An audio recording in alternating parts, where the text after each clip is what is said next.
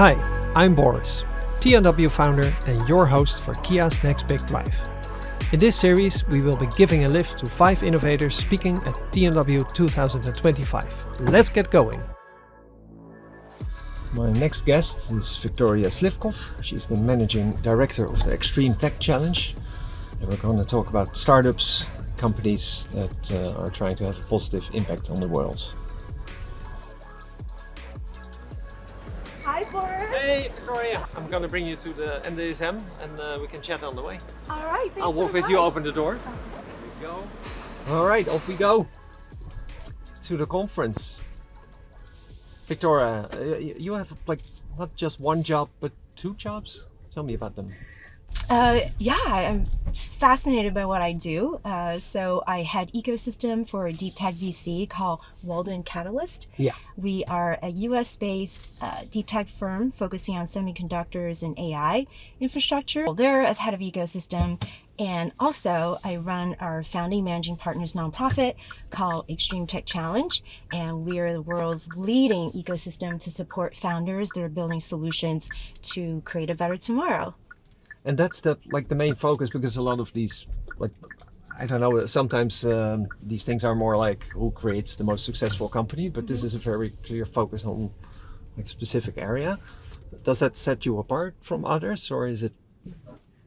Yeah, I mean, I would say 2019, that was a time when we saw impact and sustainability coming across, venture backable companies and companies that potentially can achieve global success, commercial success. Yeah. Because I really believe that in order to be impactful, the companies do have to be venture backable and that they have to be able to become big category winners, like global winners, right? So it has to make sense. You have to be competitive with these existing solutions or the solutions that you're replacing. So, so that's sort of a cool catalyst in the macro sense that really, I think, started this whole momentum towards, supporting founders and startups that are really solving the big, the world's biggest problems. Yeah. I feel like maybe 10 years ago, every now and then there was a startup and they said, "Oh, we want to revolutionize this thing," and then at the end they said, "And we want to have a positive impact on the world." Mm-hmm. And it seemed like a detail added later. Yeah. And then it feels a little bit like window dressing sometimes. Yeah. But I feel you're taking a more fundamental approach there. Yeah, I mean, so I think there used to be a negative connotation to impact startups. That means that company's never going to make any money. Yeah, you're backing it, or you're supporting it because it's a charitable thing to do, right? Yeah. It's a kind thing to do. But now, it has proven, for instance, big tech companies, big companies have spawned in this area have become big global companies because their solutions make economic sense, right? So therefore, you can build world-class companies, profitable companies, venture-backable companies, commercializable companies, while also creating positive impact to human and planetary health. Yeah. So we're really seeing impact, sustainability, and commercial viability, 2 worlds coming together, catalyzing this momentum to backing founders that are solving the world's biggest challenges. And the caveat there that it has to be competitive, right? It has to make economic sense. So that because impact is directly correlated, or I should say the extent of impact is directly correlated to how far or how much can this solution be adopted. Right, yeah. I really believe in the market dynamics, right? If it makes sense, the companies will acquire users. Yeah. So I really believe that it should be a market-driven sort of barometer, right, to whether this technology has legs. But I am super excited about a couple things that I want to tell you about, Boris, and sort of tying into the theme of TNW as, the next biggest things, right? So one area that I'm really excited about is the physical manifestation of AI. So, right now we've seen a lot of adoption. Sounds like robots. Yes, it is robots. Physical manifestation of AI. All right. Because now we have. You have my attention. Great, awesome. We love robotics because you've seen rapid adoption of AI on the digital sense, right? Plenty of data. You can quickly iterate and have use cases and applications, and let's just talk about how much we love to use ChatGPT, right? So it'll be one example, but now I think as AI gets smarter, we're going into the world of the area of reasoning, right? Right. As in, AI is not just aggregating and organizing information, but it's actually making predictions and drawing conclusions, right, based on that information. So it's reasoning. It's reasoning. So the physical manifestation is, how does that translate to the real world, where the robots can then sense the world, learn, and also interact with its surroundings. And I think that's really exciting, because if you think about the application of robotics in industrial settings, right, in healthcare settings, and so forth, and doing the jobs for humans when it's too tedious, it's too costly, or it's too dangerous, right? So it's really thinking about the future of robotics to augment people. Right. And move people into more of a higher, level of work, right? But this is not without challenges as well. I think these are the next biggest things that I would be excited about are then how do we develop enough data sets in the physical world so that the robots can learn and iterate and sense.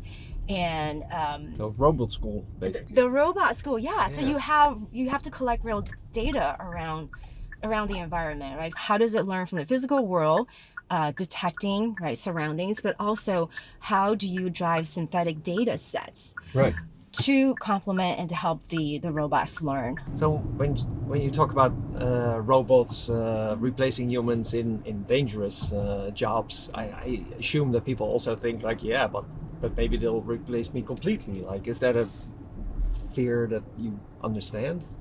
Well, I really think it's just a different application of robots, right? Robots is a tool that humans use to optimize our work. I'm just a person that believes in the abundance of the world. Yeah. So I like to believe that new economies will be created, new jobs will be created, and people will sort of lean towards those new opportunities. Yeah. Mm-hmm.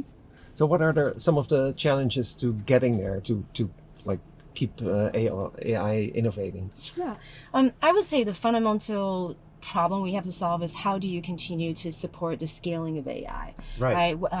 Given its massive compute needs, given its massive energy needs in order to support these computations. So a couple of areas that's interesting. One is semiconductor, chip architecture and design. Mm-hmm. How do you optimize that? Anywhere from, and then also looking at data center efficiency, right? How do we make data transfer more efficient? Looking at photonics as a solution, and these are some of the areas that I think the Dutch ecosystem, Netherlands, have a particular unfair advantage in, given your world dominance in semiconductors and ecosystem, photonics, quantum computing, and advanced manufacturing. So I think these are some of the key problems to solve in order to have the foundation to support a future that is AI enabled and AI ubiquitous. Yeah. So when you look at the field of AI, it seems, on the one hand, it seems like a low barrier to entry, because you can just use the tools. On the other hand, you need billions if you want to build your own AI. So what do you feel? Is the barrier low or high? And how can sort of, if you want to have a startup today, how can you still compete? Yeah, I think it's really depending on what aspect of AI that you're developing. So for instance, if you're innovating on chip architecture, on semiconductor ecosystem, on AI and data infrastructure, those areas have very high barriers to entry.